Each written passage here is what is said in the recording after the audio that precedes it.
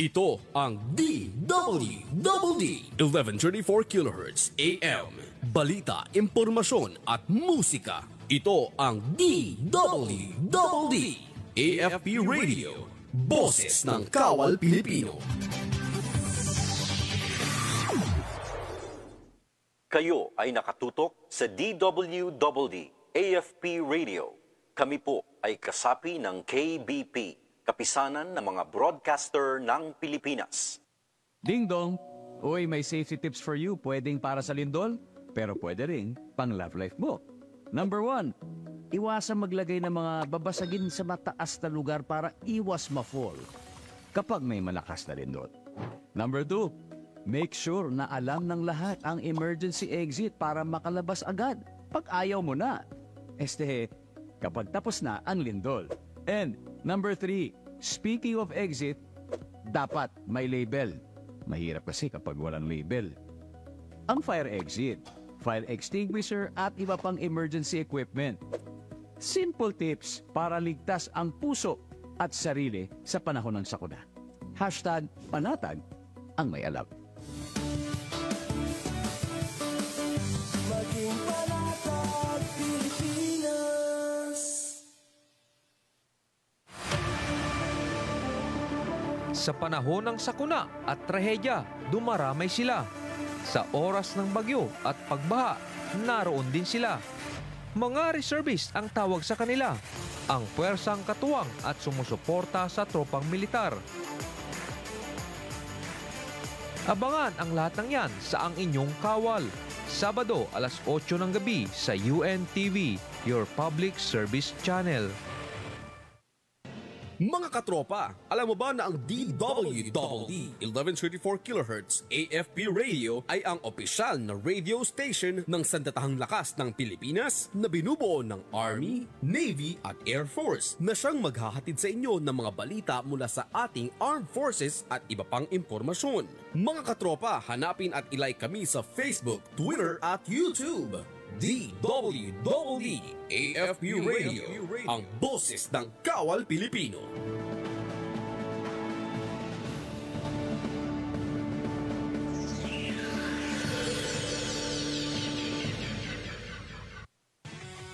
Mga katropa, para lagi kang updated sa inyong sandatahang lakas ng Pilipinas, siguraduhin naka-like at follow ka sa AFP Radio DWDD Facebook page at nakatune in sa 1134 kHz AFP DWDD. Panoorin ang weekly documentary program ng AFP Radio na Ang Inyong Kawal, Sabado alas 8 ng gabi. Simulcast po ito sa Inyong Kawal Facebook at YouTube channel. And keep up the good work sa team. Ayan, Media and Civil Affairs Group, CRS-AFP, maraming salamat po sa inyo.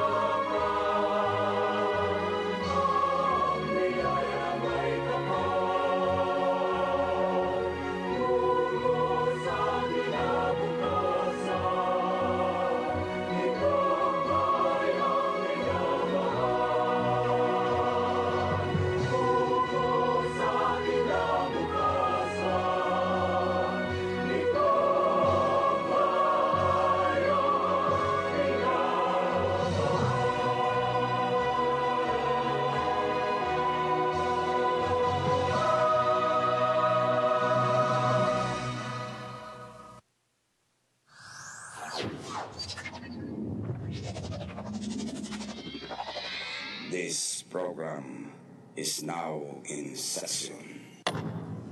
Umpisa na ng mga mahalagang pagbabalita, ang mga pangunahing panukalang batas, ang bawat kaganapan sa mababang kapulungan ng Kongreso, papantayan at maingat na ipapaliwanag ni Terence Mordeno Grana at tropa sa Kamara. 3,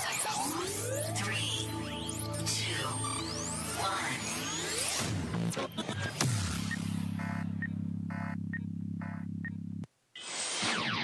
Tropa sa Kamara ni Terence Mordeno Grana.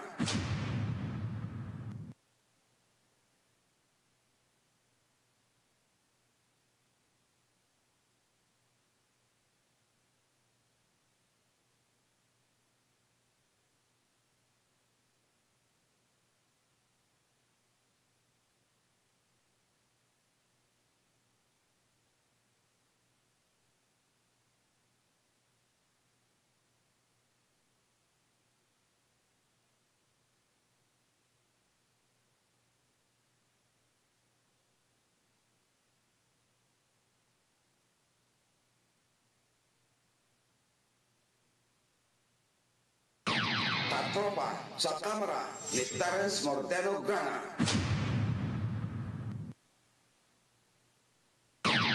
Tropa sa Kamara ni Terence Mordeno Grana.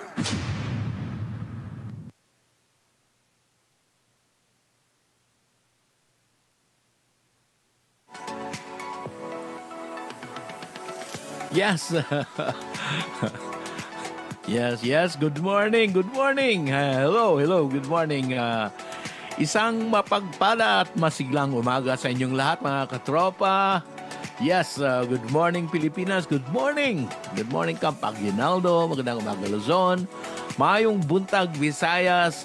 Buenos dias Mindanao. Yes, muli. Andito na naman po kami at samahan niyo po kami sa ating 2 oras na makabuluhang talakayan at balitaan dito sa ating palatuntunang Katropa sa Kamara.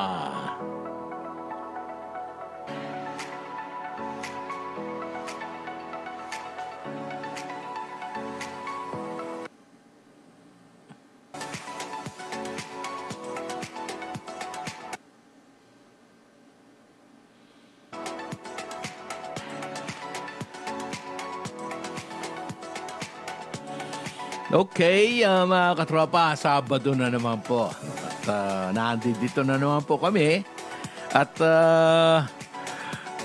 nais naming maghatid na naman muli sa inyo ng makabuluhang talakayan at balitaan sa ating dito sa ating palatuntunang Katropa sa Kamara ni Terence Mordeno Grana.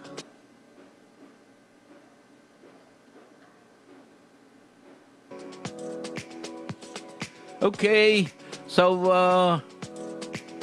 sa ating episode ngayon, sa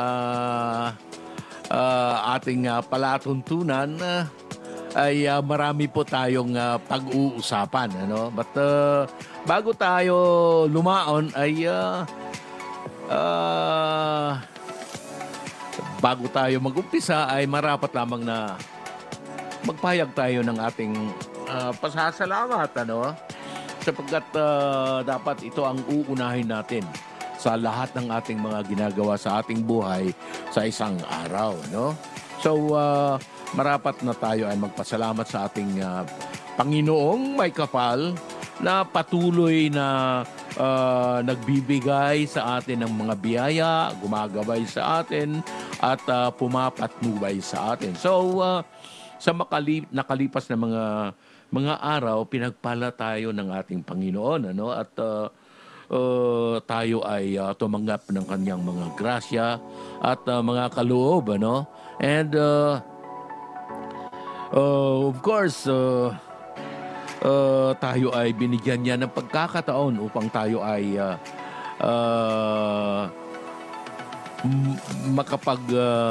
sagawa o maisa katuparan natin ang ating mga tungkulin para sa kanyang kaluwalhatian. So, yan mga katropa. Yan ang pinakauna nating we will call this pasalamatan. Diba? So,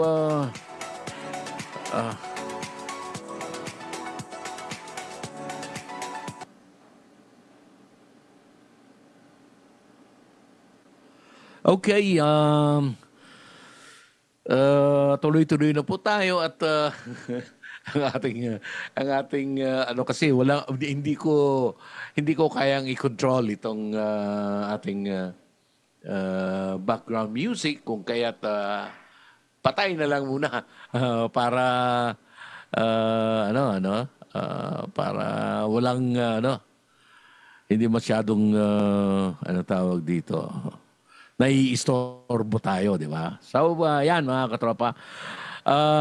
Nasa usapin tayo ng pagpapasalamat muna, no? So, sa ating mga pagpapasalamat, nauna na nga natin na pinasalamatan ng ating Panginoon.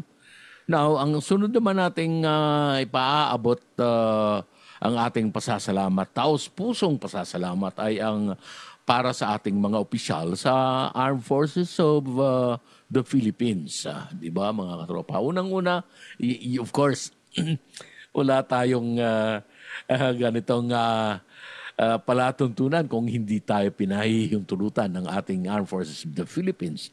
So, unang-una natin ay ang ating pagpapasalamat sa ating Commander-in-Chief, of course, si Pangulong Ferdinand Marcos Jr., sa kanyang kalihim ng National Defense Department, si Attorney Gilbert Gibo Chudoro, at sa ating Armed Forces of the Philippines Chief of Staff na si General Romeo I.S. Browner Jr.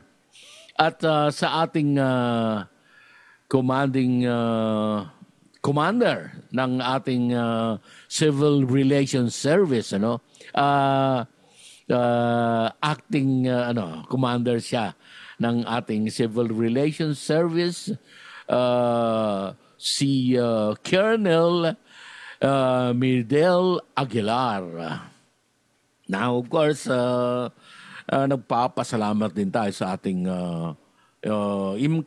MCAG group commander sa Media and Civil Affairs group commander na kasalukuyan din naming station manager dito sa aming himpilang DWDD, si Colonel Francel Margaret Padilla. Pati na rin, of course, sa kanyang Deputy Group Commander na si Major Mark Anthony Cardinosa. At siyempre pa, isang malaking pasasalamat, of course, sa ating production staff, of course.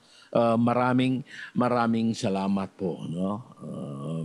So, nandiyan po sila, nakaantabay at gumagabay sa atin dito sa ating palatuntunang katropa sa Kamara.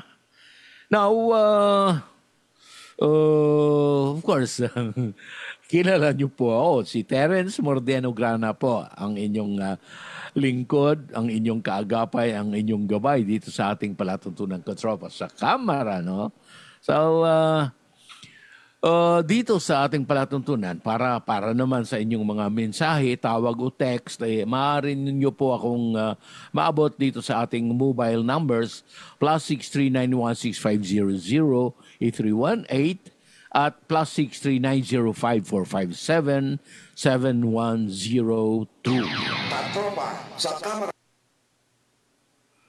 So, ngayon, ang katropa sa Kamara ay inyong matutunghayan. Sa Kamara ni Terence Mordeno Grana.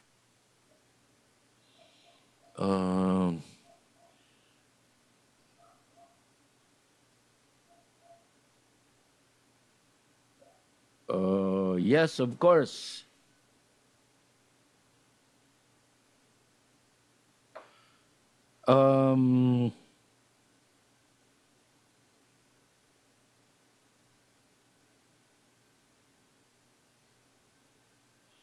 I have to correct myself, mga katropa. Ang ating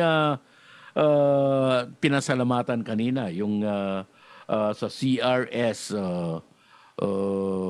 Civil and Civil Relations Service ng ating Armed Forces of the Philippines, ay ang ating commanding general, si Major General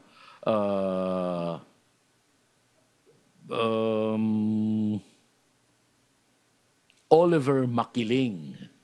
Siya po, si Major General Oliver Makiling, Philippine Army. Siya ang panibagong CRS AFP commander. Okay, so I have to be corrected. I have received a message from our staff. Okay, thank you very much for the correction, and I stand corrected. Thank you. And okay, so tuloy-tuloy na po tayo. Ito, sinabi ko kanina na ang inyong katropa sa kamera ay matutunghayan eksklusibo ito dito lamang sa ating himpilang DWD Katropa Radio, 1134 kilohertz sa talapihitan ng inyong mga radyo. At live din tayo, mga katropa, sa ating Facebook page, Katropa DWD CRS Virtual Radio and Television. At syempre, napapanood din tayo sa YouTube. At i-search lamang po ang DWD Katropa. Yan, mga katropa. And now, tuloy-tuloy na po tayo. Okay. Saan na ba tayo? Hindi ko alam kung paano ko i-play itong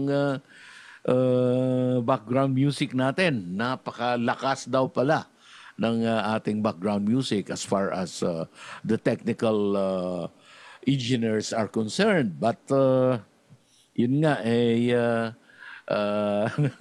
ito, pinagsisikapan kong maisaayos ito. At any rate, tuloy-tuloy na po tayo sa ating palatuntunan. So, at this early stage, time check, it's 8:22. So, sa pauna nating balita, I will give you this information na aking nakalap. So, ito po yung sinusulong sa ating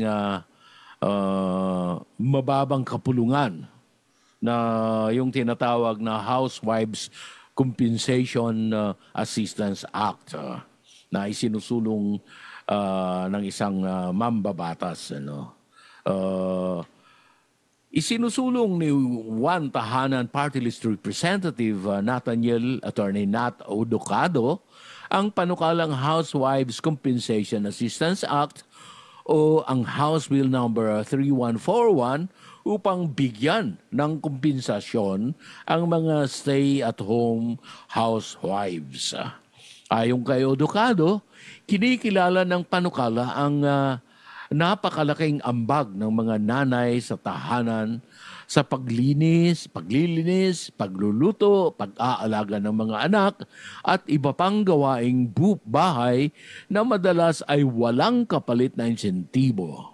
Nakasaad sa House Bill 3141 ang pagbibigay ng 1,500 pesos kada buwan bilang suporta at pagkilala sa kanilang mahalagang papel, lalo na sa mga pamilyang mahihirap.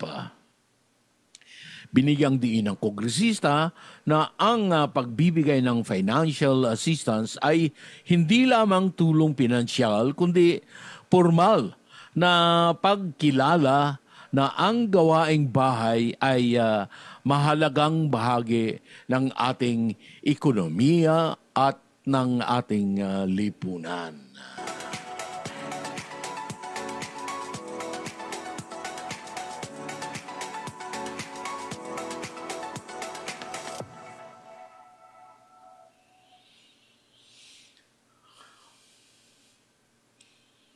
Okay mga katropa, saganang atin dito sa ating palatuntunan, ano, sa ating pagbibigay, pag-aanalisa nitong panukala ni Congressman Odocado.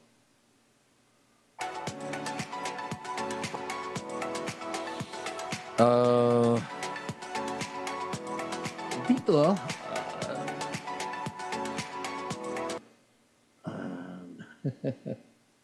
ang hirap timpla nitong ano.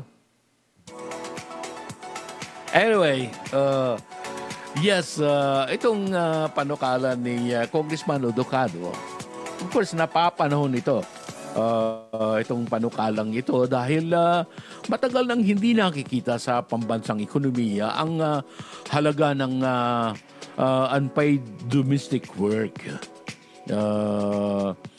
Ang 1,500 na buwan ng tulong ay maliit man, nagsisilbi itong simbolikong pagkilala sa sakripisyo ng mga housewives na buong panahong nag-aalaga ng pamilya. Gayunpaman, mananatiling hamon kung saan kukunin ang pondo at papaano ito maipatutupad ng walang anomalya.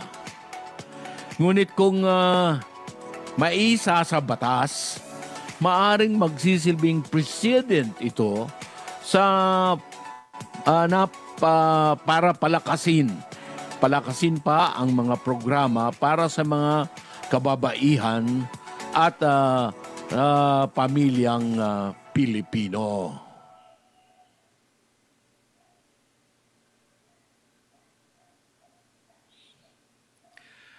So, itong panukalang ito ay kung ihahambing natin itong panukalang ito sa ibang mga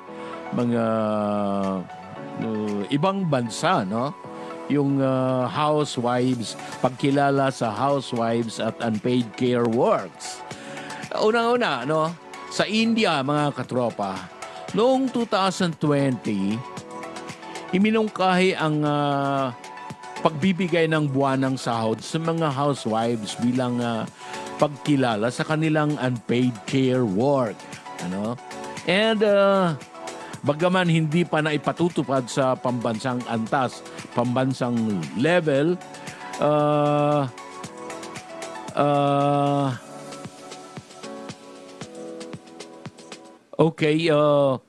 sa pambansang level, ilang estado sa India tulad ng Tamil Nadu ay nagpatupad ng programa na nagbibigay ng allowance sa mga babae sa bahay bilang suporta.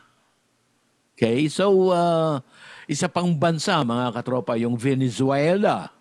Sa ilalim ng 1999 Constitution ng bansa, kinilala ang domestic work bilang produktibong gawain. May mga programa ang gobyerno ang gobyerno ng Venezuela kung saan ang housewives ay maaaring tumanggap ng pensyon at iba pang social security benefits. Sa bansang Germany naman, kaugnay dito sa pagkikilala sa housewives at mga unpaid care work sa ibang bansa. Sa Germany, mayroong parental allowance. Tinatawag nilang Eltern Guild at child benefits o Kindergeld kung saan parehong magulang ay may suporta mula sa gobyerno kapag sila ay nag-aalaga ng bata. So, another is indirect man na nakakatulong ito sa mga nanay na housewives dahil kinikilala ang kanilang role sa family care. Okay? So, sa France naman, may family allowance system na nagbibigay ng buwanang ayuda sa mga pamilyang may anak. Lalo na kung may isang magulang na stay at home. Ito yung sa France, ano? Bukod dito, may access din sila sa subsidized child care at health coverage. Sa Amerika naman, sa United States of America, no? So, doon sa kanila, walang direktang sahod para sa housewives. Ngunit, may tax credits at social security benefits na pwedeng maklaim ng stay-at-home parents. So, ito ay depende sa income ng pamilya. So, sa bansang Japan naman, mga katropa. So, walang direktang allowance, ngunit may comprehensive health insurance at pension system na ikinukonsidera ang domestic contribution ng may mga asawa. So, dito, mga katropa, ang panukala ni Representative Ducado ay nakahanay sa pandaigdigang diskurso na dapat kilalanin ang unpaid domestic work bilang mahalagang bahagi ng ekonomiya. Bagamat maliit pa lamang ang 1,500 pesos na kompensasyon, ito ay maaaring maging unang hakbang sa institutional recognition ng mga housewives sa Pilipinas. Sa ibang bansa, iba-iba ang mekanismo. Mula direct allowance pension, tax credits hanggang family benefits na maaaring maging modelo o inspirasyon para sa ating bansang Pilipinas. Okay, at this point ay balik muna tayo sa ating himpilan para sa pagpapakilala. Don't go away, mga katropa. We will be right back. Ito ang DWDD 1134 kHz AM. Balita, impormasyon at musika. Ito ang DWDD AFP Radio. Boses ng Kawal Pilipino. Kayo ay nakatutok sa DWDD AFP Radio. Kami po ay kasapi ng KBP, Kapisanan ng mga Broadcaster ng Pilipinas. We train as one. Unstoppable, adaptable, ever vigilant.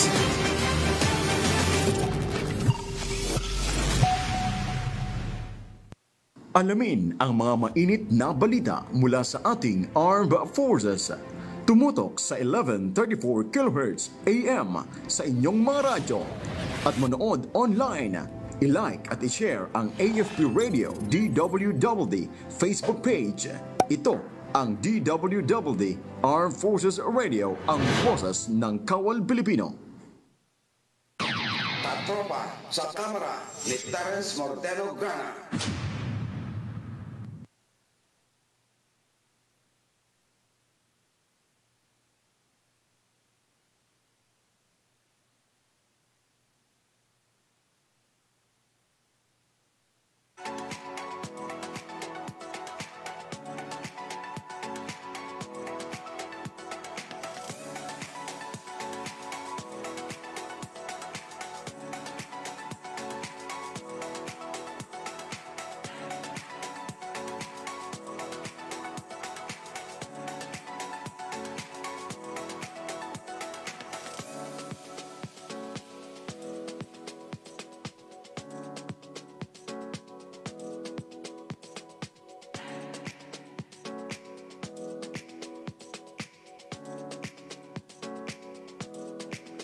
Okay, mga katropa, balik tayo sa ating pagtatanghal ng ating palatuntunan.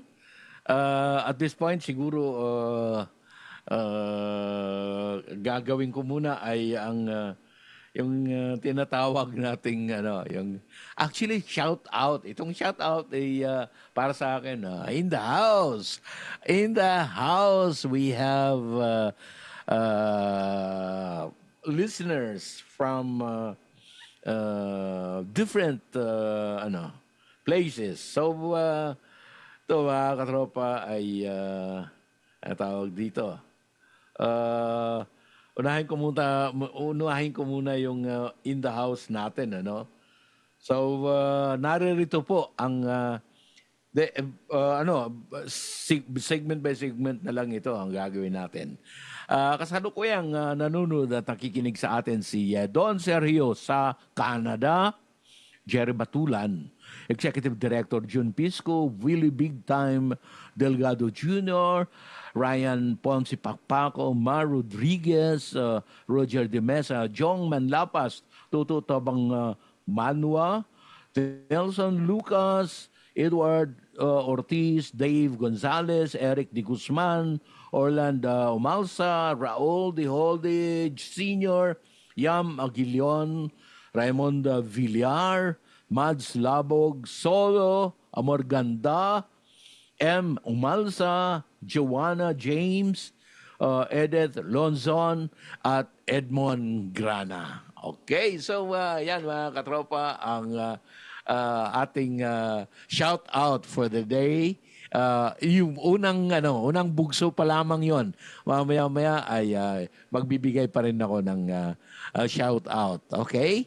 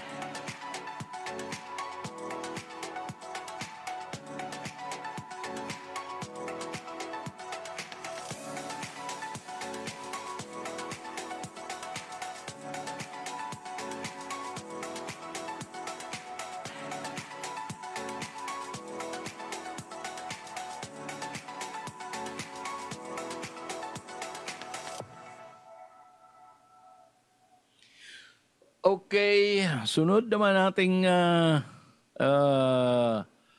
gagawin ngayon ay ang aking pagbibigay pa ng additional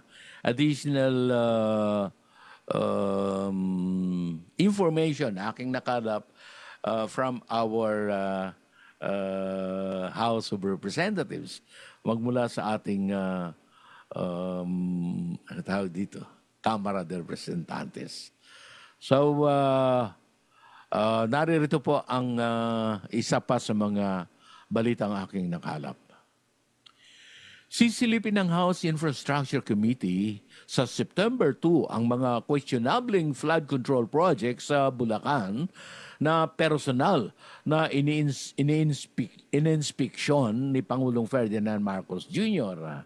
Ayon kay Bicol Saro Representative Terry Ridon, iimbitahan sa pagdinig ang mga opisyal ng DPWH, Government Procurement Policy Board, Philippine Contractors Association Board, at mga kontraktor gaya ng SYMS Construction Trading na umano'y sangkot sa ghost projects at substandard na trabaho. Binigyang din ni Ridon na kahit mga proyektong direktang nagmula sa National Expenditure Program ng DPWH ay hindi ligtas sa anomalya. Kaya dapat ding busisiin at samantala tinutulan ni Ridon at Representative Benny Abante ang mungkahi ni Senator Panfilo Lacson na i-adapt na lamang ang National Expenditure Program bilang General Appropriations Act dahil anilay ito ay pagsuko ng kapangyarihan ng Kongreso sa budget process.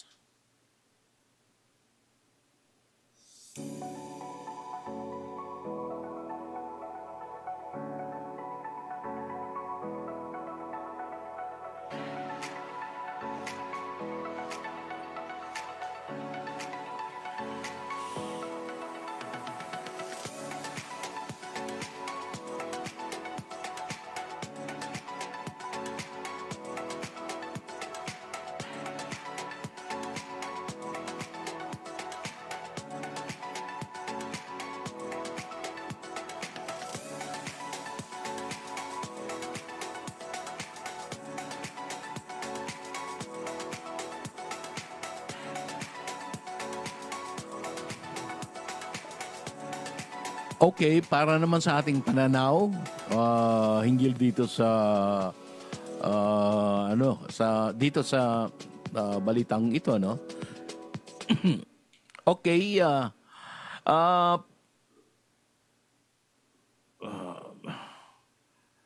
mahalaga ang investigasyon ng Infrastructure Committee, mga katropa, dahil inilalagay nito sa spotlight hindi lamang ang tinatawag na congressional insertions, kundi pati na ang mismong mga proyektong nagmumula sa ehekutibo. Ang katotohanan ng kahit National Expenditure Program originated projects ay may ghost at substandard issues pa rin, ay seryosong hamon sa kredibilidad ng Department of Public Works and Highways at procurement system ng pamahalaan. Ang pagdinig na isasagawa ay pagkakataon para ipakita kung paano ginagamit ang bilyon-bilyong pondo at kung sino ang tunay na may pananagutan. Mga kontratista ba? DPWH ba? O mismong political sponsors? Sa pagtutol ng mga lider ng Kamara de Representantes sa panukala ni Lacson, malinaw ang mensahe dito, mga katropa. Hindi nila isusuko ang kapangyarihan ng purse, power of the purse, mga katropa. Ngunit ang tanong, magkakaroon ba ng tunay na pananagutan o mga uuwi lamang ito muli sa rekomendasyon?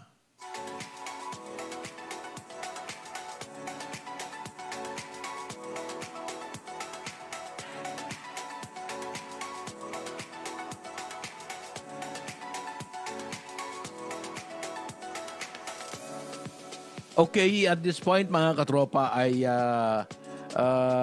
pakinggan naman natin yung naging panayam namin, kaming mga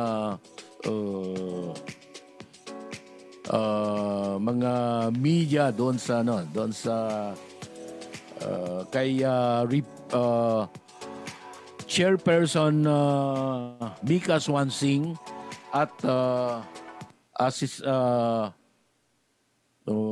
Vice Chairperson Enrique Garcia Jr. Noong Thursday doon sa isang pagtitipon outside the conference, yung tinatawag nga na town hall discussion ng Committee on Appropriations with the civil society organizations. And doon nagkaroon sila ng pagkakataon na mag-dialogo. So after that ay nung lumabas na si Congresswoman Swansing at Congressman Garcia ay kinapanayam namin. So naririto po ang aking naging clip doon sa panayam na yon, mga katropa.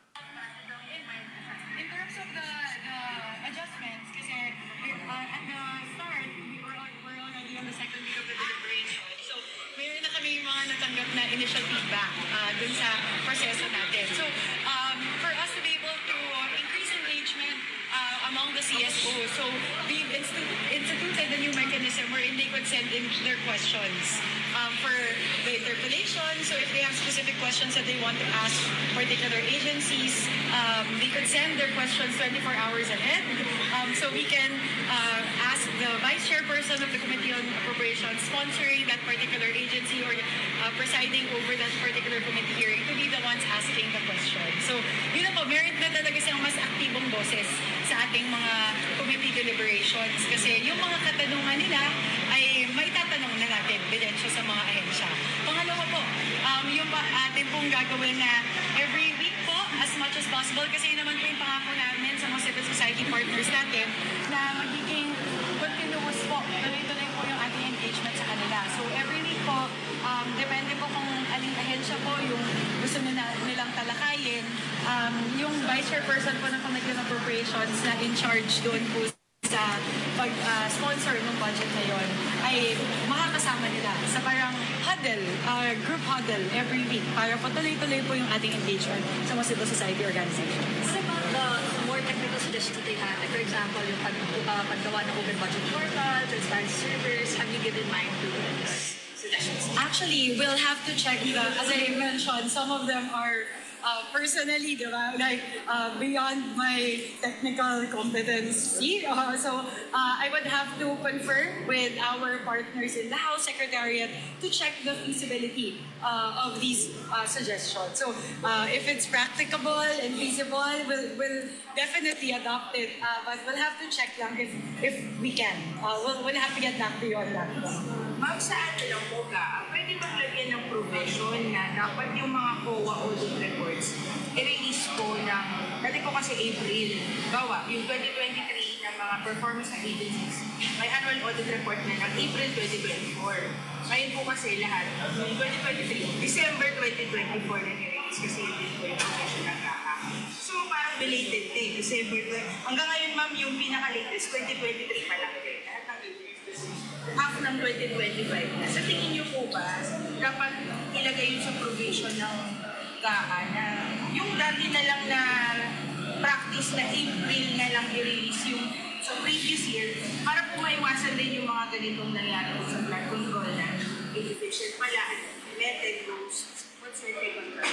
We'll have to take a look at the historical reasoning behind why it was shifted from the previous April date to December. So, yun po siguro, titignan po natin yung wisdom sa likod nung pag-adjust bago ko po siguro ma-considera namin sa komite at sa kongreso na ibalik. So, I'd have to get back to you on that po kasi we'll have to understand why it was moved previously and whether it makes more sense to put it back for the next year po. So we'll take a look at it po. We'll consider it. We're okay po. So magandang tanghali po sa inyo lahat. I'm Congressman Abed Garcia, Senior Vice Chair of the Committee on Appropriations. We're here to support our chair in the passage of a very effective budget for 2026. At ngayong hapon po narinig natin yung very valuable insights from our civil society organizations.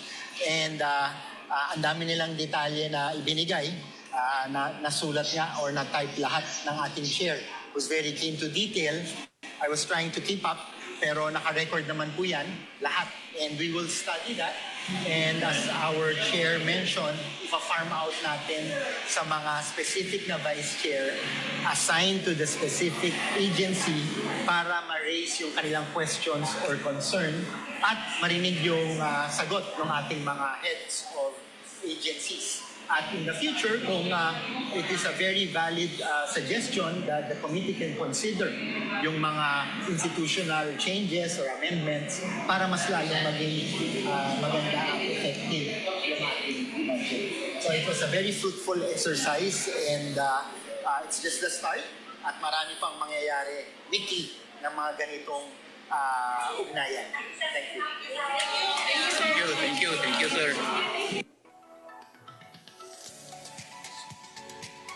So yun ang tinig ni Congresswoman, Chairperson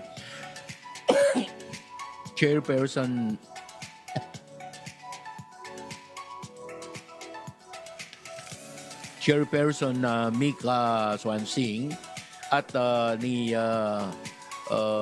Vice Chair Abet Garcia. So, ang isunod naman natin mga katropa ay itong tinig ni Congressman Abante at ni Congressman Ridwan tungkol sa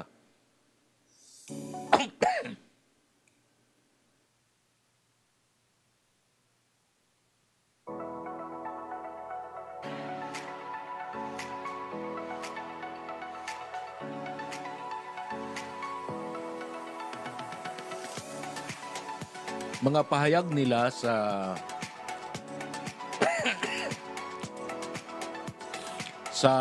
dito sa naging issue ngayon mga katropa. Okay, naririto po ang tinig ni na Congressman Abante at Congressman Ridwan. House Committee on Human Rights Chairman and Manila 6th District Representative Benvenido Benny M. Abante Jr. and House Committee on Public Accounts Chairman and Bicol Saro Party List Representative Terry L. Redon. And before you throw your questions, we will give them the opportunity to deliver their short opening statements. Chairman Abante, you may proceed. Magandang umaga po sa lahat. At so glad for the opportunity again to be able to face the media about certain things na kinakailangan natin may tuwid. Yun po, mga sabi. Magandang umaga po. Maraming salamat po sa pagpunta sa press conference po na ito. Siguro very important lang po at this point no, na i-announce ka natin na tuloy po yung House Infrastructure Committee hearing sa September 2. Magsimula po ito ng 9 a.m. Sa darating pong Martes.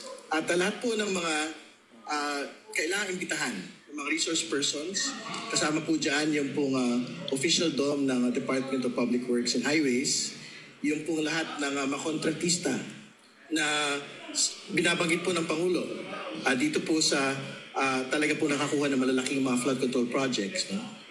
Iimbitahan din po natin yung SIMS Construction Trading, yung pong itinuturo po na kontratista ng ghost projects sa Bulacan. Imbitahan din po natin yung iba pa mga ahensya ng gobyerno na makapagbigay po ng konteksto dito po sa proseso ng pagkakaroon po ng mga proyekto ng gobyerno. So kasama po dyan po yung GPPB, which is the Government Procurement Board, at yung pong BICAB, yung po nag-accredit po ng mga kontratista. Very important siguro na maglinaw sila dahil meron pong fresh allegation from the Senate na even po yung accreditation daw po ng mga kontratista ay bat-bat daw po ng katiwalian. So, yan po yung mga inaasahan natin pagdating po ng araw po na yun. Salamat po, sirs. At ito, kagabi pa po ito nag-express ng intention to ask questions for today. Haji Camino from Brigada News. Good morning.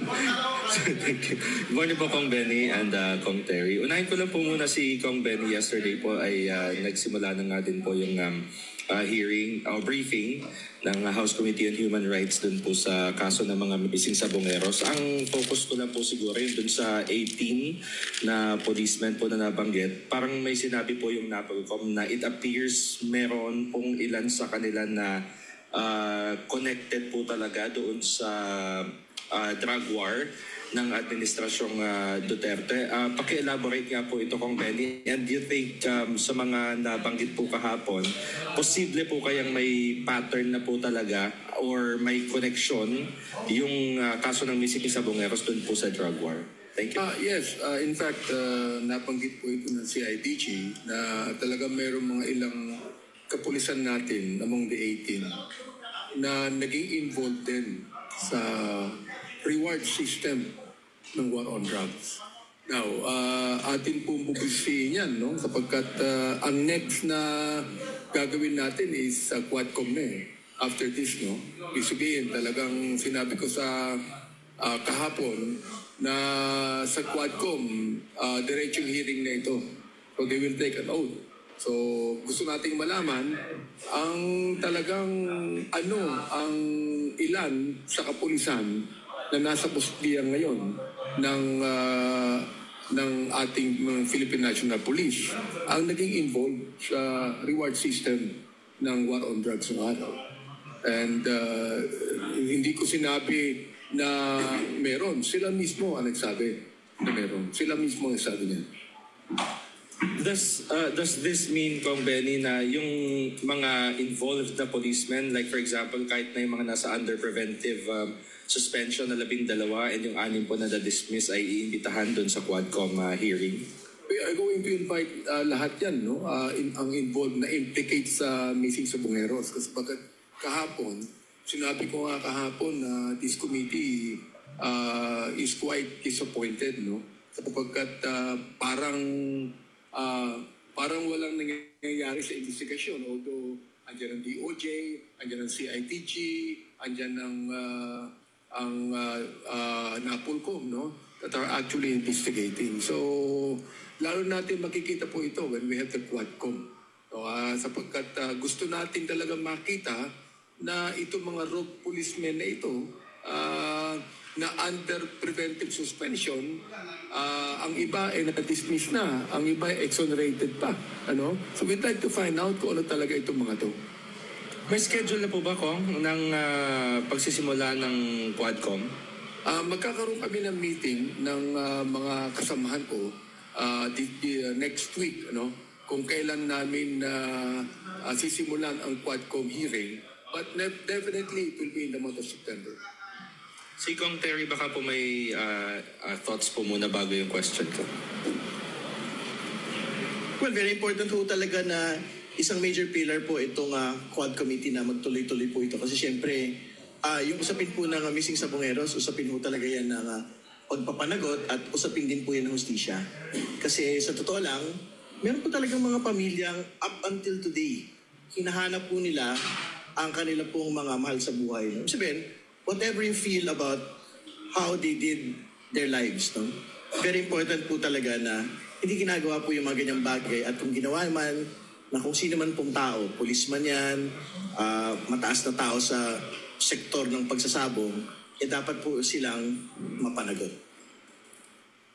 Kay Kong Terry po, in previous Facebook posts po, Kong Terry, meron po kayong mga ibinunyag na ilan po dun sa, especially yung mga in-inspection po na projects ni Pangulong Bongbong Marcos na sinasabing substandard and yung ghost flood control projects ay apparently mukhang lumalabas na hindi po congressional insertions but originated po doon sa National Expenditure Program. Can you elaborate first on this, Kong?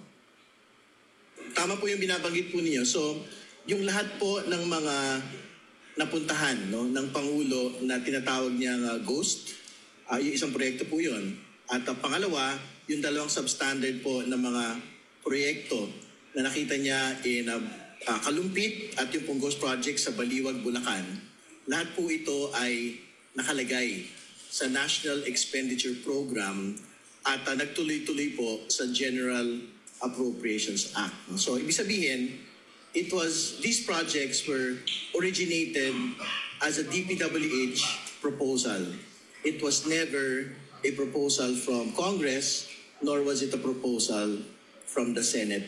Siyempre, very important po yung distinction na ito kasi nga, supposedly po ang sinasabi ni Secretary Bonoan, pagka po DPWH proposal, supposedly ito po ay fully vetted already with corresponding feasibility studies. Ibig sabihin, talagang from every standpoint, technical, financial standpoint, napag-aralan na po ito ng DPWH. Pero nakita natin ngayon na even NEP-originated projects can actually be subject to ghost projects and substandard projects. So, ibig sabihin, talagang lahat po ng mga tipo ng mga proyekto, whether NEP-originated or Congressional Initiative-originated projects, dapat po masilip at masiyasat po ng House Infrastructure Committee.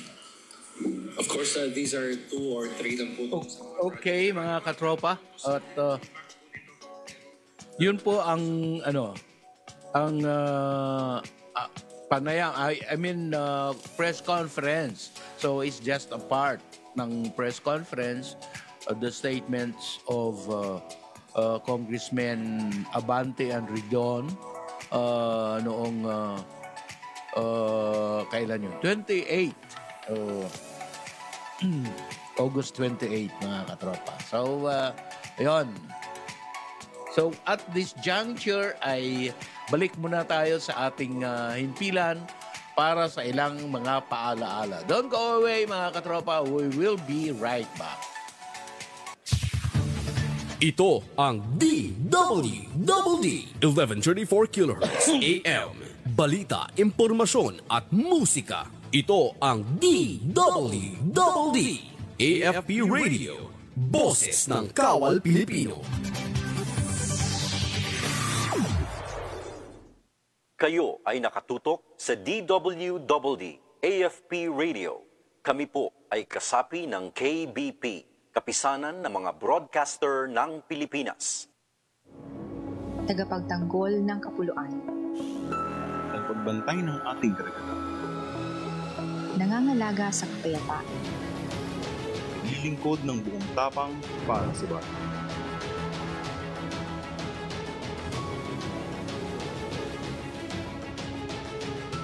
Namumuno ng may dangal at katwiran. Para sa masaganang at mapayapang pamayanan. Sa dagat man, lupa,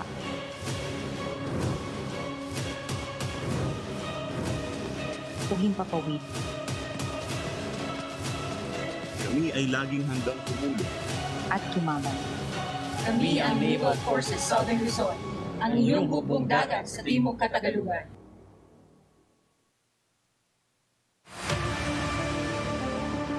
Sa panahon ng sakuna at trahedya, dumaramay sila. Sa oras ng bagyo at pagbaha, naroon din sila. Mga reservist ang tawag sa kanila, ang puwersang katuwang at sumusuporta sa tropang militar. Abangan ang lahat ng yan sa Ang Inyong Kawal, Sabado alas 8 ng gabi sa UNTV, your public service channel. Mga katropa, alam mo ba na ang DWD 1134 kHz AFP Radio ay ang opisyal na radio station ng Sandatahang Lakas ng Pilipinas na binubuo ng Army, Navy at Air Force na siyang maghahatid sa inyo ng mga balita mula sa ating Armed Forces at iba pang impormasyon. Mga katropa, hanapin at ilike kami sa Facebook, Twitter at YouTube. DWD AFP Radio, ang boses ng Kawal Pilipino.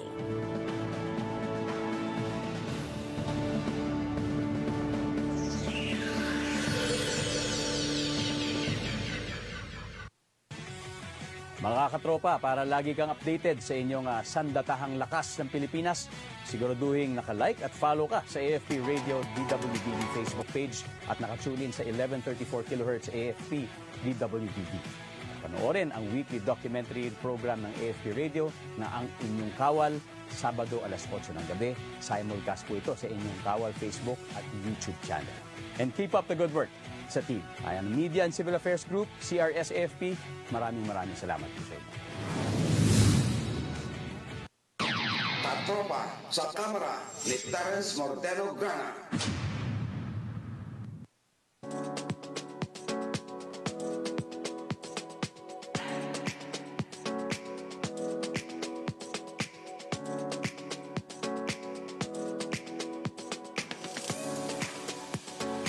Okay mga katropa, bago tayo lumaon ay balik muna tayo sa ating in the house. Yung mga natin, yung shout out natin. Naririto po ang mga pangalan na nais magpa-shout out. Ronald Herrera, Joe Magandia, Eric Dizon, Jan Nokba, Alan Cinco, Alan Agbuya, Arlie Cabrera, Francis Anion Nuevo, Edmond Lasalia, Alvin Barcenas, Billy Bigas, Elson Quismorio, Willie Delgado Jr., Romer Botuyan, Edgar Soberano, Rodrigo Sal, Henry Matulak, Vic Duazo, Vic Sumintak, RG Almagro, Efren Tercino, at Adrian Agosto.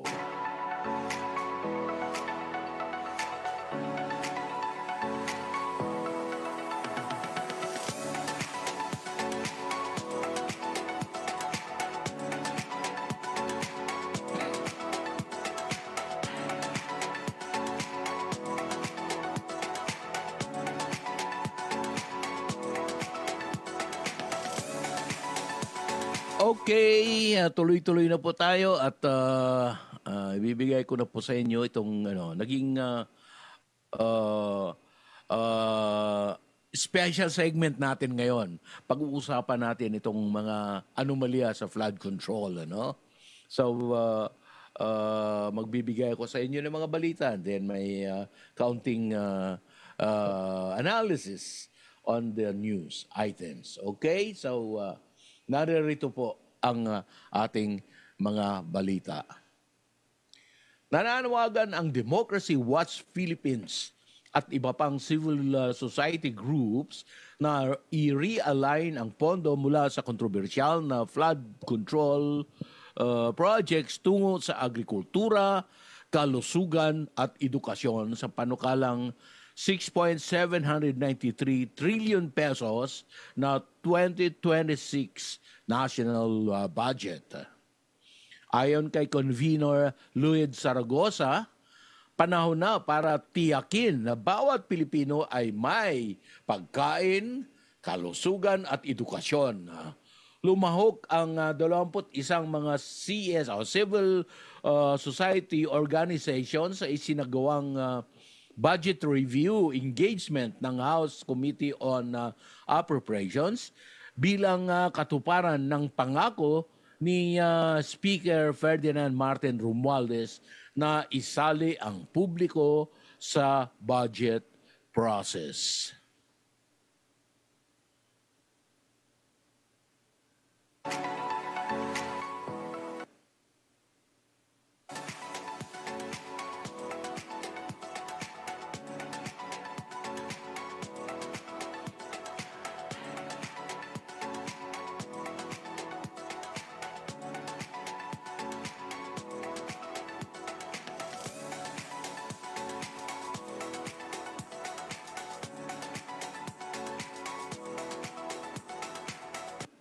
Okay, mga katropa, makabuluhan ang panawagan ng mga CSOs dahil hinahamon nito ang tradisyonal na flood control heavy budgeting.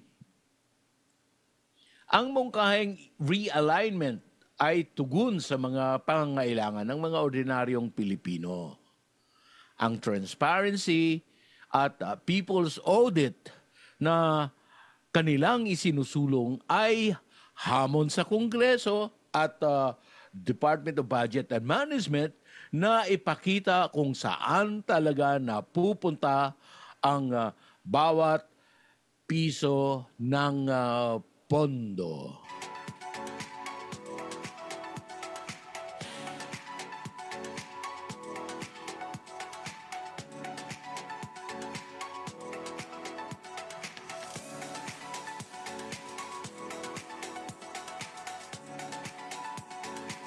Okay, mga katropa, tungkol pa rin ito sa flood control projects na maanomalya. Naghain si Deputy Speaker Ronaldo Ronnie Puno ng House Resolution number 201 para imbestigahan ang mga funders ng ghost projects at ang papel ng Department of Budget and Management o DBM sa paglalabas at pagkaantala ng pondo. Tinukoy niya ang mga ulat ng Senate Blue Ribbon Committee at ang expose ni Senador Ping Lacson tungkol sa coded allocations. overpricing at ghost projects sa Pampanga, La Union, Mindoro at Bulacan. Ayon kay Puno, kinumpirma mismo ng DBM na may mga pondong for later release na nagiging red flag ng katiwalian.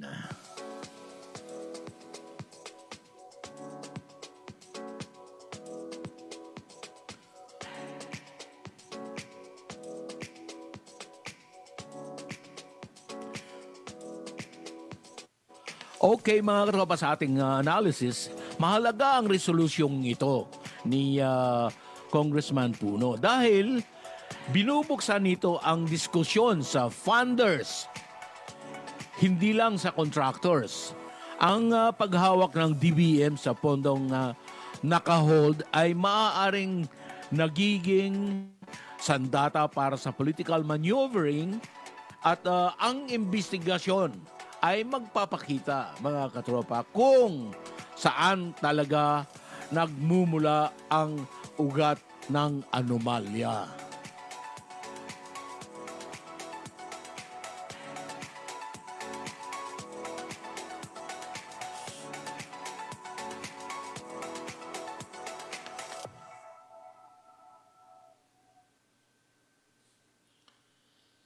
Pondo ng flood control projects sa Davao, sisilipin ng Kamara. Ayon kay Representative Tere Ridon, dapat ding isama sa investigasyon ang bilyon-bilyong pondong inilaan sa flood control projects sa Davao City at Davao Region, kabilang ang distrito ni Representative Paulo Duterte noong administrasyon ni dating Pangulong Rodrigo Duterte.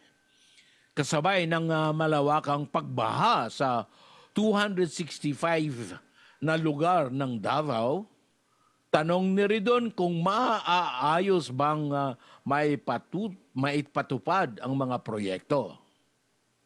Naipatupad ang mga proyekto, rather. Sinugundahan ito ni Representative Benny Abante na nananawagan kay Mayor Sebastian Duterte na linawin kung papaano ginamit ang pondong inilaan sa distrito ng kanyang kapatid.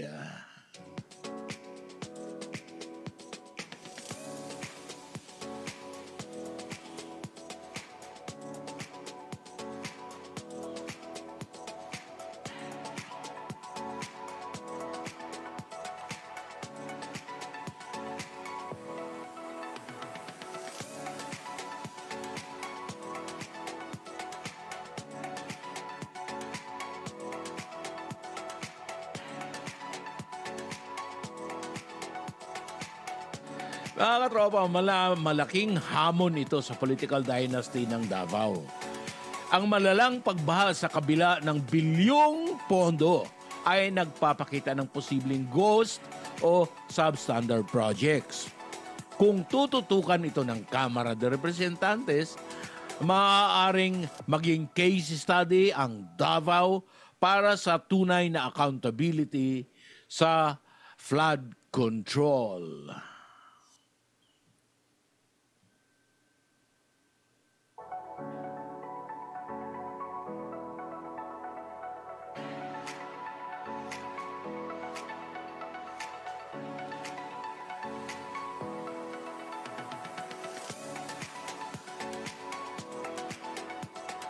Kaugnay pa rin sa maanomalyang flood control projects.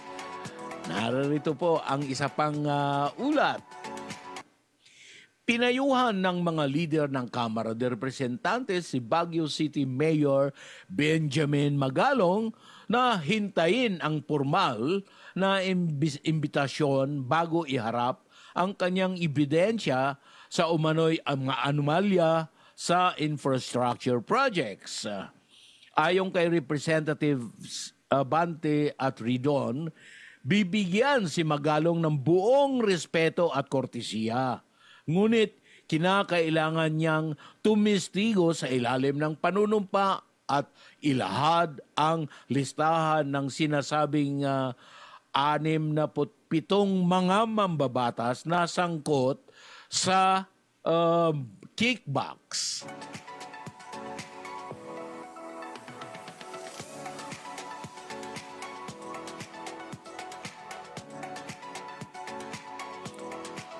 Dito mga katropa, ang pahayag ng mga leader ng Kamara de Representantes ay nagsisilbing ultimatum. Handang pakinggan si Magalong, Mayor Magalong, ngunit kailangan niya ang solidong ebidensya. Kung tutuparin niya ang pangakong maglabas ng listahan, maaaring ito ang pinakamatinding pagsubok sa integridad ng ating Kongreso.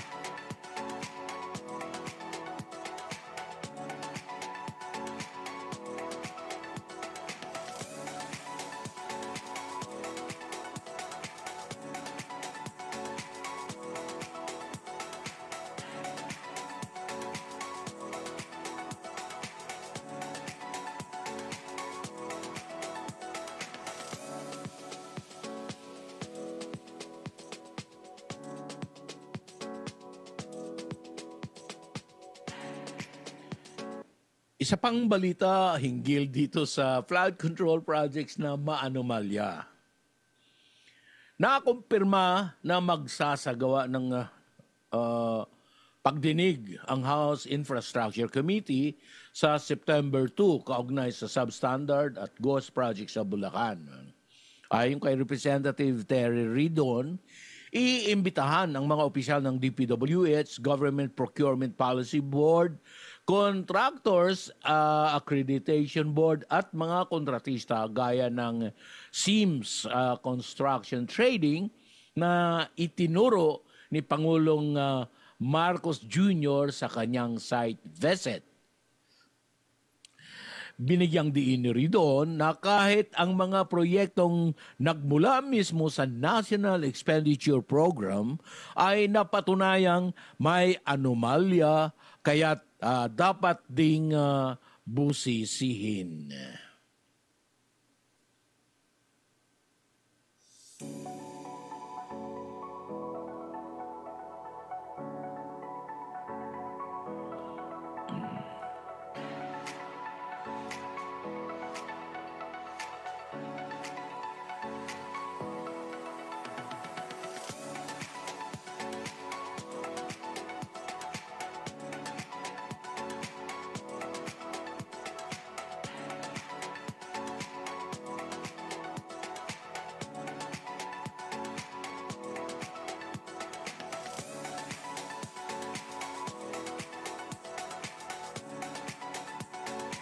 Ang hearing sa Bulacan ay magiging litmus test ng Infrastructure Committee kung gaano kaseryoso ang Kamara de Representantes sa pagtukoy ng pananagutan.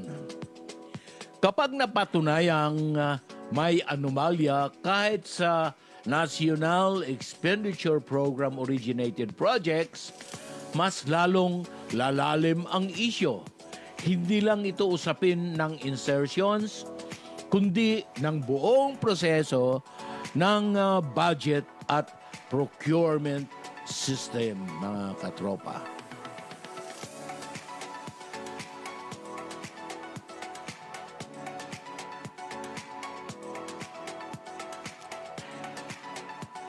So dito sa ating pagtingin,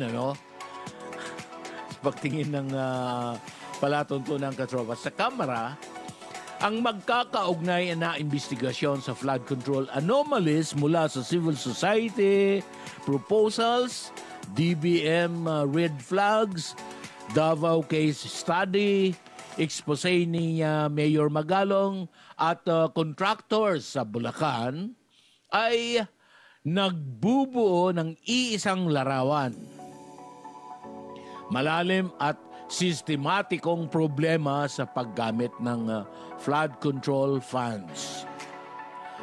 Ito ang pagkakataon para sa Kamara de Representantes na ipakita kung kaya nitong maging tunay na tagapagbantay ng kaban ng bayan. Ngunit, nananatiling tanong ito mga katropa. Hanggang saan ang kanilang political will?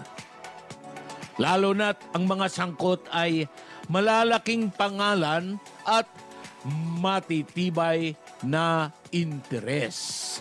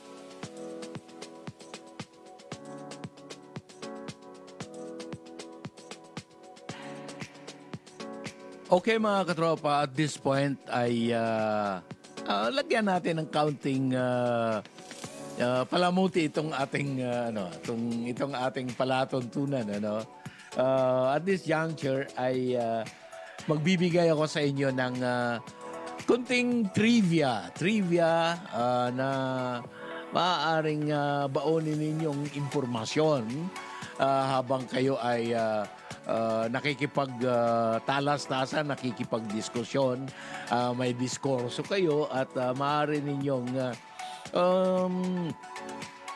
maibigay itong impormasyon na ibibigay ko sa inyo. Naririto po. Yung 8th Congress ng Pilipinas, ito yung trivia natin. 8th Congress was the first Congress immediately after Batasang Pambansa. 8th Congress. Bakit 8th Congress? Ito ay sa kadahilan ng nung nag-declare ng martial law, nasa 7th Congress ang ating Kongreso noon. And then it was cut by the declaration of martial law. And then, after the People's Power Revolution, ay ang revolutionary government ni dating Pangulong Cory Aquino ay nagkaroon ng Constitutional Commission na bumuo ng Constitution.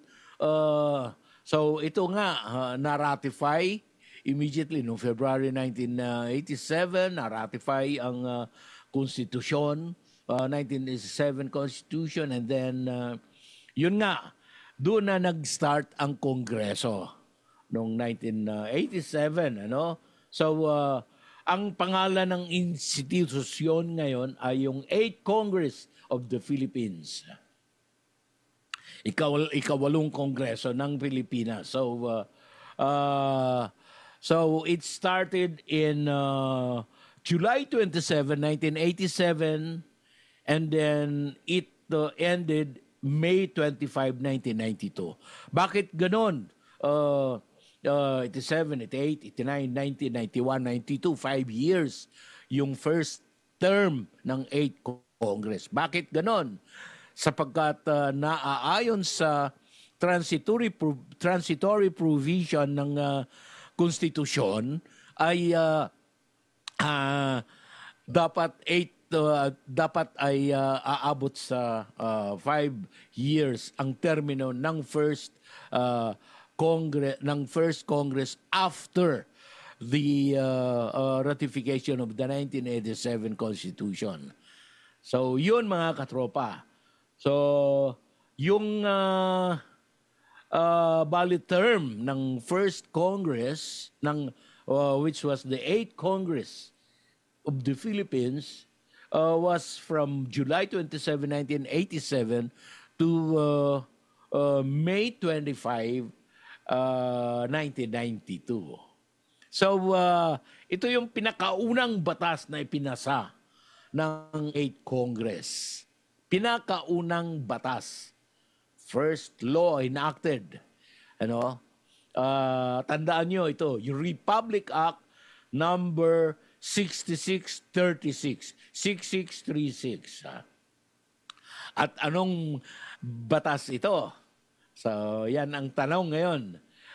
Ang pamagat nito, ang title nitong batas na ito, Republic Act number 6636, an act resetting the local elections from November 9, 1987 to January 18, 1988, amending for the purpose Executive Order number 270. At ito ay inaprubahan ng Pangulo ni dating Pangulong Corazon Aquino noong November 6, 1987. Ito yung pinakaunang Republic Act na naaprubahan ng 8th Congress. Ayon sa tala ng mga ipinasa nitong batas na nagsisimula mula sa Republic Act number 6636. Okay? So, ano-ano pa ang mga mahalagang batas ng Kamara de Representantes na kauna-unahan din, Yung Republic Act number 6638 establishing new pay rates for military and civilian personnel ng ating Department of National Defense at Armed Forces of the Philippines. So, pinakauna pala ang ating mga kasundaluhan at mga civilian personnel ng ating Department of National Defense, sila ang pinakaunang nakatikim ng benepisyo mula sa ating Kongreso ng Pilipinas, 8th Congress, that gave them new nag-i-establisan ng panibagong pay rates o pasweldo. Bagong rate ng pasweldo sa military and civilian personnel ng ating Department of National Defense at Armed Forces of the Philippines. Inaprubahan din ito noong November 26, 1987. At isa pang Republic Act ay yung Republic Act number 6640, ang pagtaas sa minimum wage ng government at private sector employees na naaprubahan noong December 10, 1987.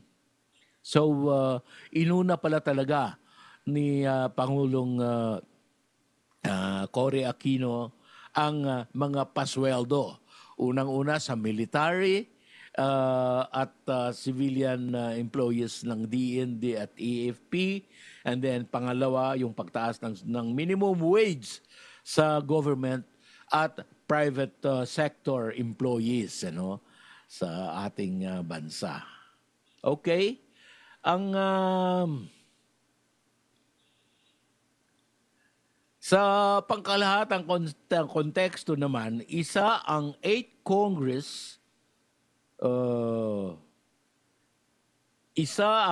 Congress bilang kauna-unahang kongreso matapos ma-ratify ang 1987 Constitution ng Pilipinas bilang bahagi ng muling pagbabalik ng kongresong bicameral pagkatapos ng martial law.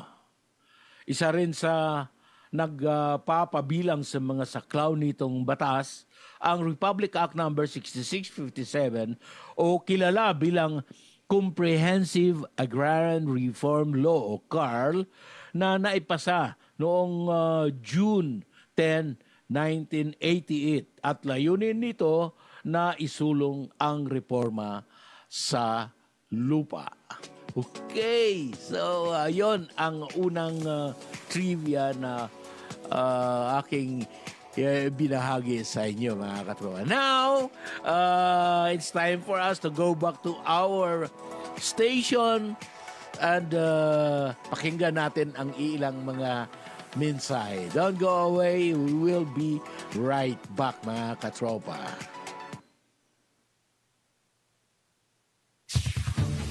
Ito ang DWDD 1134 kHz AM. Balita, impormasyon at musika. Ito ang DWDD AFP Radio. Boses ng Kawal Pilipino. Kayo ay nakatutok sa DWDD AFP Radio. Kami po ay kasapi ng KBP, kapisanan ng mga broadcaster ng Pilipinas. Ding dong! Uy, may safety tips for you. Pwedeng para sa lindol, pero pwede rin pang love life mo. Number 1, iwasan maglagay ng mga babasagin sa mataas na lugar para iwas ma-fall kapag may malakas na lindol. Number 2, make sure na alam ng lahat ang emergency exit para makalabas agad pag ayaw mo na. Kapag tapos na ang lindol. And number 3, speaking of exit, dapat may label. Mahirap kasi kapag walang label. Ang fire exit, fire extinguisher at iba pang emergency equipment. Simple tips para ligtas ang puso at sarili sa panahon ng sakuna. #panatag ang may alam. Maging panatag Pilipinas. Sa dami ng mga nangyayari ngayon, sigurado ka bang tama ang lahat ng naririnig at nababasa mo? Bago ka mag-react o mag-share, think ka muna! Ang Think Ka Muna Pilipinas ay isang media and information literacy advocacy campaign ng MediaQuest kasama ang KBP at ang himpilang ito na nagpapaalala sa atin na mag-pause, mag-isip-isip at kumilos ng may alam. Dahil ang goal, isang mas informed, listo at responsableng Pilipinas. Think Ka Muna Pilipinas! Dahil sa atin magmumula ang isang mas mapanuring bansa. Alamin ang mga mainit na balita mula sa ating Armed Forces. Tumutok sa 1134 kHz AM sa inyong mga radyo. At manood online. I-like at i-share ang AFP Radio DWDD Facebook page. Ito ang DWDD Armed Forces Radio, ang boses ng Kawal Pilipino. Katropa sa kamera ni Terence Morteno Grana.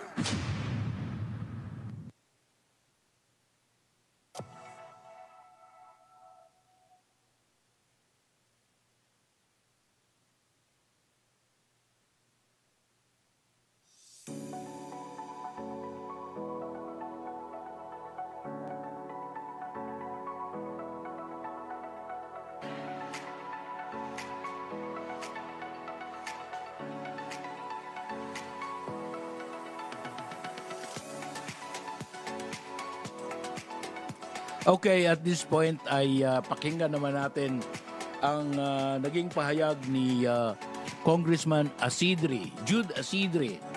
Ito ay hinggil pa rin sa appropriations deliberation, budget deliberation. So naririto po ang kanyang tinig. Ang goal naman talaga natin ay makataon ng ating mga CSOs at mga NGOs na makapagpaabot sila ng kanilang mga pananaw, kanilang katanungan, kanilang mga obserbasyon sa national budget. Ginagawa po natin to sa pangunguna ng ating speaker bilang pamamaraan para maging pangkalahatan ang kabuuang proseso ng pagpapanday ng ating national budget. Hindi lang ho naman kami ang mga congressman ang may kaalaman. Ang ating mga CSOs at NGOs naman ay may sakto ring kaalaman para maipakita natin kung ano ang mas mahalaga sa kalagayan ng ating mga kababayan. Thank you. Thank you.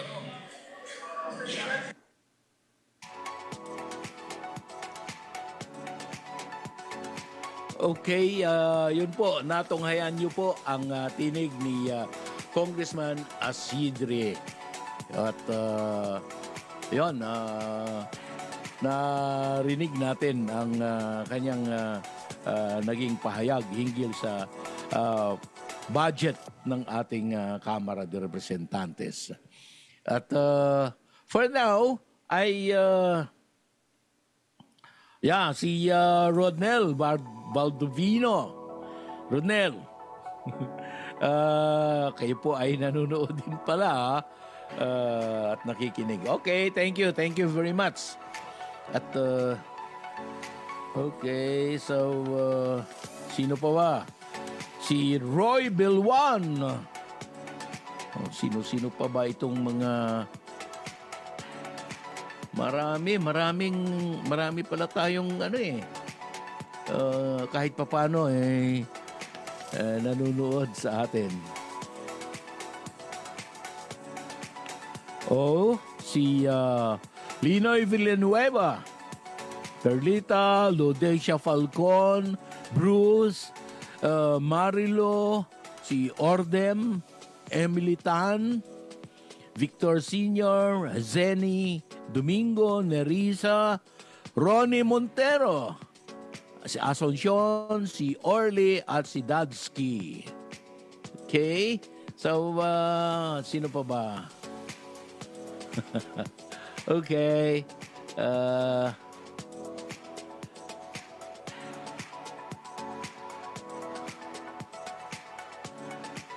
Si Noel, si Pinky, si Maria, si Bong, Sonny, si Edwin, and si Lucila.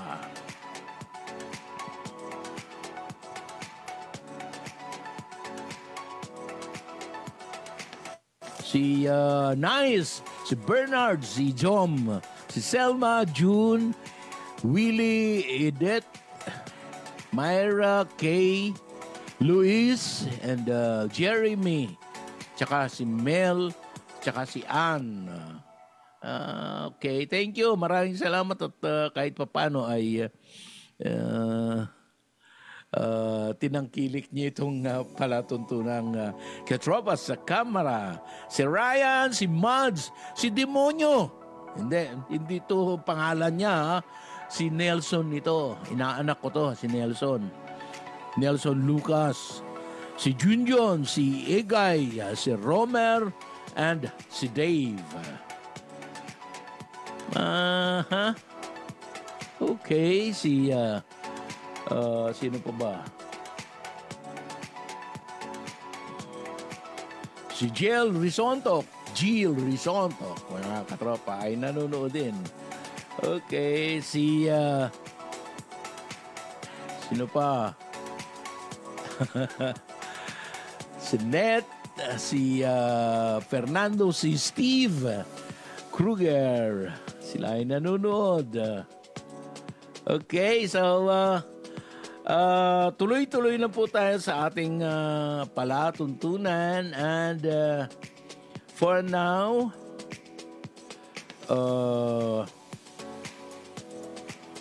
ito nga yung naging balita ko kanina, yung kay Mayor, pinayuhan si Mayor Magalong.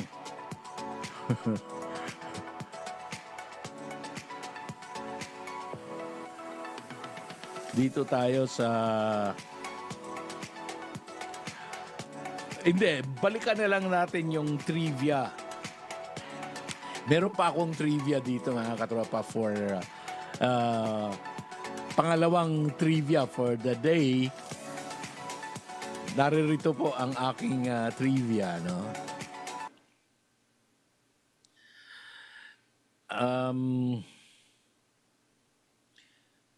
Ang pangunahing detalye sa pinakahuling Republic Act. So, pangalan ng batas, Konektadong Pinoy Act o Open Access Act. We're talking about yung pinakahuling ito yung pinakahuling batas na naipasa. Ngunit di mamaya may explanation ako dito. Pangalan ng batas, Konektadong Pinoy Act or Open Access in Data Transmission Act. Ito ay ang opisyal na pamagat niya ay yung Comprehensive and Inclusive Data Transmission and Connectivity Framework for the Philippines. So, kung magtatanong kayo anong numero, anong Republic Act number ito, hindi pa nabigyan ng numero ito sapagkat kapapasa lang nito. Ito ay naging batas sa pamamagitan ng lapse. Okay, i-explain ko sa inyo ang lapse into law. Ang isang panukalang batas, pagka naipasa na sa Kongreso, sa House of Representatives, sa Senate, tapos after ng bicameral conference ay nagkaroon na ng final version, transmit itong final version to the Office of the President for Presidential Action. Now, anong nangyari nung nandoon sa opisina ng Pangulo? After 30 days that the Office of the President received the proposal, ay maglalaps into law ito kung hindi, walang aksyon ang Pangulo. Kung hindi niya lalagdaan ito, ito ay otomatikong magiging batas doon sa Office of the President. And this happened to this particular Republic Act na wala pang numero. An act establishing a comprehensive and inclusive data transmission and connectivity framework for the Philippines. So ito ay sa pamamagitan ng lapse, automatic enactment.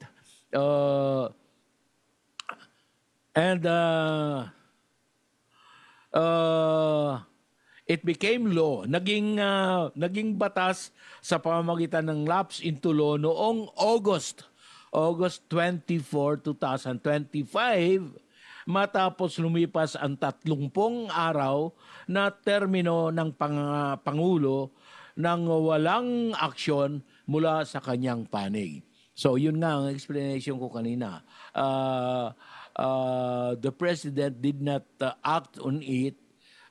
Hindi niya vinito, hindi niya inaprubahan o nilagdaan, but ni-receive kasi ito after 30 days after receipt of the proposal ay magiging batas na ito. Noong tinanggap ang House ang bill ng Office of the President ay yun naging batas after 30 days. Okay, so ano ang layunin at saklaw ng batas na ito? Una, itinataguyod ang malawakang pag-unlad ng data transmission infrastructure. So data transmission infrastructure sa buong Pilipinas. Ano? Layuning alisin ang mga hadlang na kompetisyon sa data at internet services. And then, tumitiyak ng karapatan sa malayang internet bilang plataforma para sa pagpipilian, malayang pagpapahayag, control ng end-user, kompetisyon at innovation. So, sa paghahatid ng proseso ng pagpasa, sa Kongreso ng Pilipinas, mga katropa, sa 19th Congress, House of Representatives, iniakda bilang House Bill number 6 noong July to December 2022. Ipinasa sa third reading noong December 12, 2022, 243 sa pabor, walang tumutol, ngunit 3 ang nag-abstain. Sa Senado naman, ipinasa sa third reading noong February 5, 2025, 17 pabor, walang tutol, sana nga yun, at walang nag-abstain. Pinagtibay sa bicameral conference ang panukalang ito noong June 9, 2025 at ipinadala sa Pangulo noong July 24, 2025.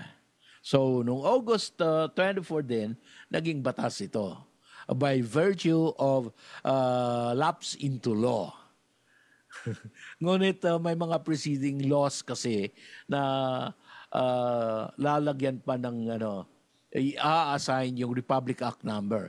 The very reason why ang panukalang ito na naging excuse me, naging batas, itong panukalang ito na naging batas, the reason why wala pang numero, wala pang Republic Act number, sapagkat may mga preceding bills that happen to be approved, signed by the President. So yun ang mauuna, and then mahuhuli yung lapse into law, sa numbering, So dito, pagiging batas by inaction by the President. Inaction by the President. Excuse.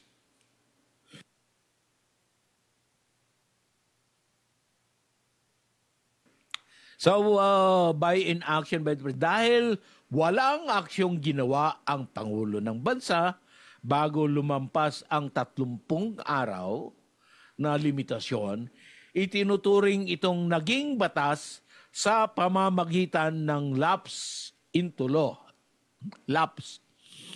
Noong August 24, 2025.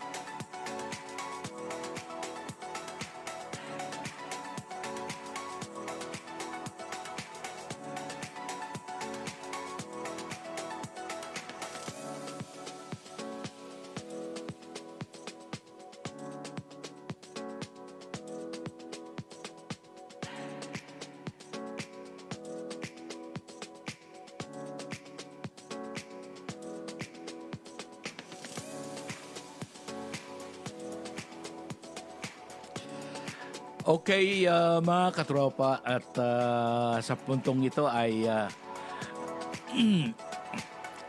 dadako na po tayo sa pagtatapos ng ating palatuntunan at 2 oras na nga ang nakalipas at muli na naman po tayong pansamantalang maalam sa inyo.